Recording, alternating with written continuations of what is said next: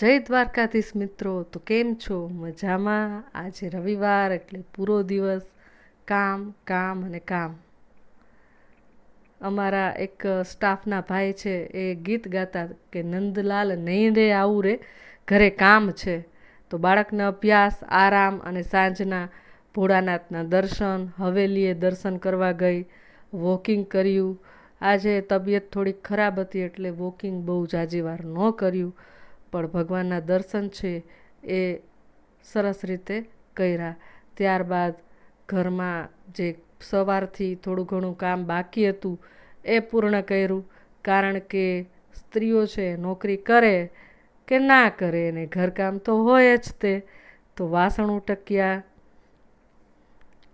અને સાંજના સમય માટે જમવાની તૈયારી. આજ તો આલુ પરોઠા જમવાની ઈચ્છા હતી, કારણ કે તબિયત છે આજે થોડીક મારી બરાબર ન હતી.